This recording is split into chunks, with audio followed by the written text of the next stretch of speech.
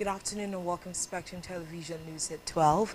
I am Uyai Imam coming to you live from Uyo, the capital city of Akwa Ibom State, Nigeria.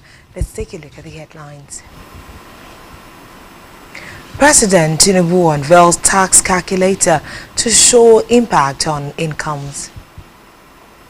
Federal government moves to cut overhead cost. Plus, Sri Lanka's former President Ranil reportedly arrested.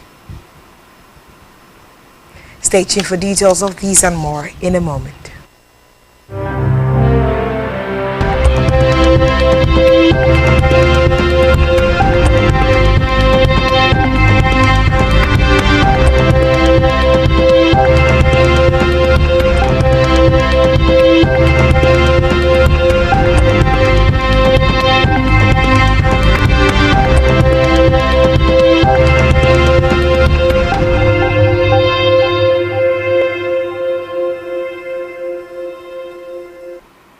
Good afternoon and thanks for joining us.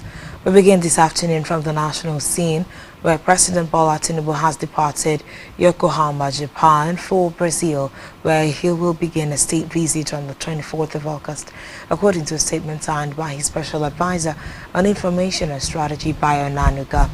The president will make a stopover in Los Angeles before proceeding to Brasilia, the Brazilian capital.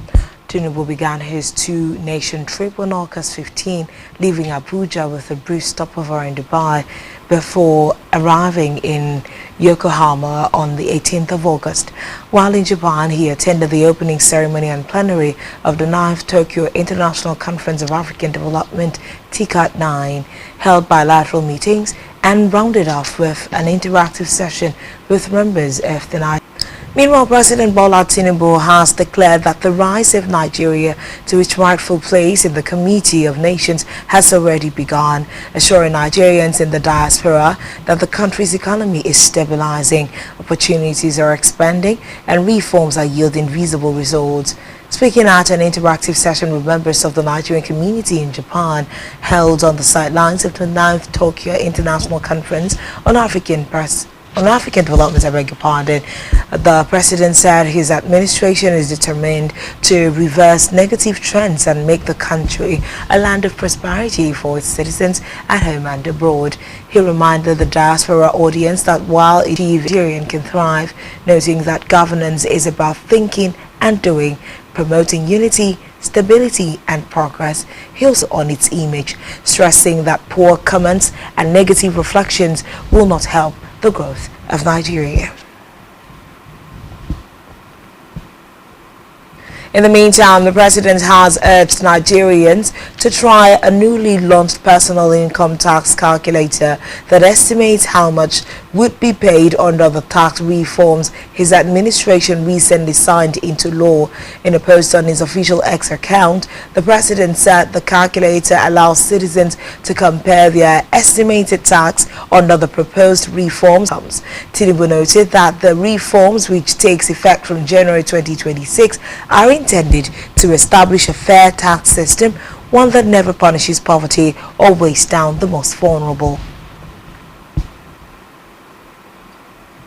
Away from that, the federal government has launched a new initiative aimed at reducing overhead expenditure by cutting down the cost of air travel across its ministries, departments and agencies. Speaking in Abuja, the Minister of Finance and Coordinating Minister of the Economy, Wale Edun, represented by the Permanent Secretary, Special Duties, Raymond Omachi, tasked the Bison Fly project team with the timely implementation of the initiative, noting that the project is expected to save the government an estimated 24 billion naira annually through discounted airfares for official travels. Edu emphasized that the move aligns with the renewed hope agenda as well as the ongoing fiscal policy and tax reforms of the present administration, which prioritizes cost optimization and efficient resource management. According to the minister, the successful implementation of the project will promote a culture of transparency, accountability and fiscal discipline within the Federal Civil Service, stating that it is expected to boost economic growth, create jobs and enhance productivity in the public sector, ultimately improving the well-being of Nigerians. In a separate development, the Minister of Justice and Attorney General of the Federation, Lateef Fagbemi, has ordered departments, units and directorates of the Justice Ministry to align their priorities with established digital frameworks such as the Federal Civil Service Strategy and Implementation Plan 2021-2025, the National Policy on Justice, as well as renewed hope agenda of President Bola Tinubu. Fagbemi gave the directive at the top management retreat organized by the Federal Ministry of Justice held in Ikot-Ekpene local government area of Akwa Ibom State with the theme Positioning for Digital Transformation. The minister said the Justice Ministry can no longer afford to lag, especially in the era of increasing reliance of citizens on technology to access services. According to him, the ministry must embrace digital tools that guarantee timely and efficient service delivery. It is to meet the expectations of Nigerians and support the president's vision for justice sector reforms. The Chief of Defense Staff, General Christopher Musa, has said that the recent increase in killings across the country cannot be unconnected to the lead-up to the 2027 general election. Nigeria is witnessing a rise in terrorist activities in the northeast, frequent banditry attacks in the northwest, while states like Benue and Plateau have remained hotspots for violence and killings. In an interview, Musa said that this increase in insecurity can be closely linked to political activities. He said criminals, both bandits and terrorists, work together and have common goals to make money and destabilize communities.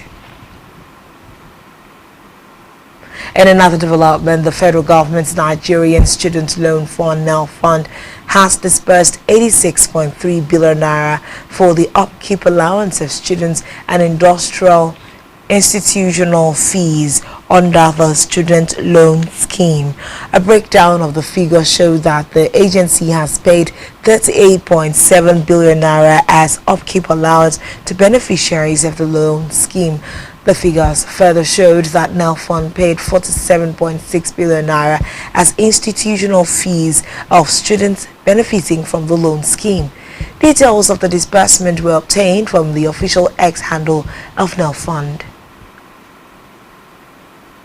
And now to the continent of Africa, where a military court has acquitted a former special advisor to the DR Congo's President Felix Tshisekedi. Arrested in 2022, Francois Biya was charged with conspiring to kill the head of state. He was accused of violating orders and inciting soldiers into a dereliction of duty. At the end of his 3-year closed-door trial, judges found that the prosecution's case was based on a juxtaposition of isolated facts